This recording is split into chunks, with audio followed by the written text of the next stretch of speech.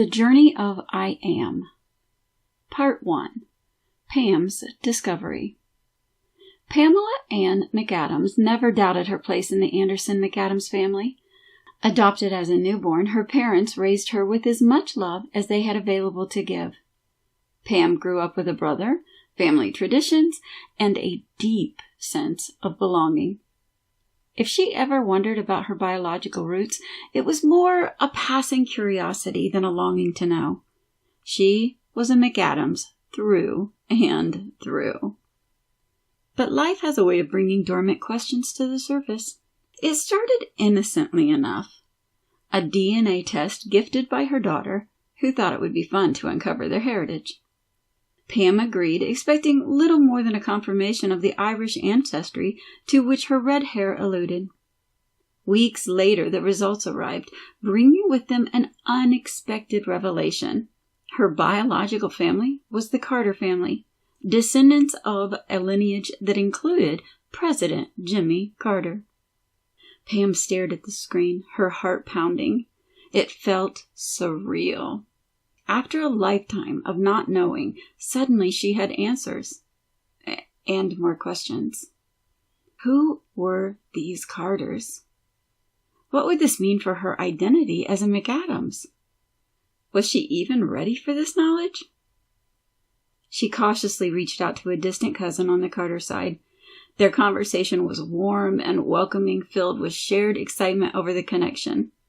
Pam learned of her roots, stories of resilience and service, and the deep ties that had shaped the Carter family. "You've always been one of us," her cousin said, "even if you didn't know it."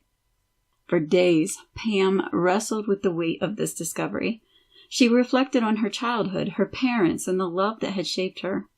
She was proud to be a McAdams, a name she carried with satisfaction and gratitude.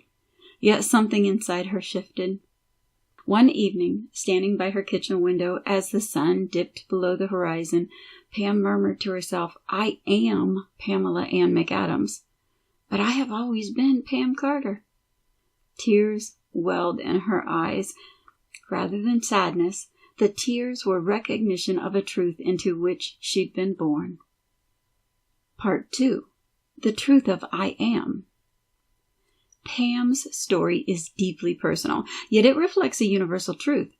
I shared her journey not to dwell on the novelty of her connection to the Carter family, which, by the way, I made up, but to illustrate something much more profound.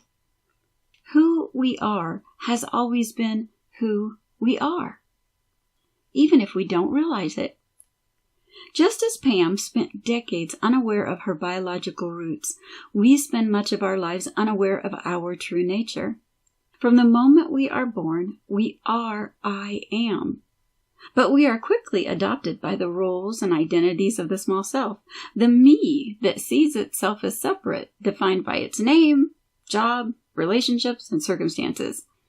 We take on these adopted roles as students, parents, professionals, and friends, believing they are the sum of who we are. Yet, just as Pam in the story discovered she had always been a Carter, we too come to realize that we have always been I am. Our essence, eternal, unchanging, and divine, has been present all along.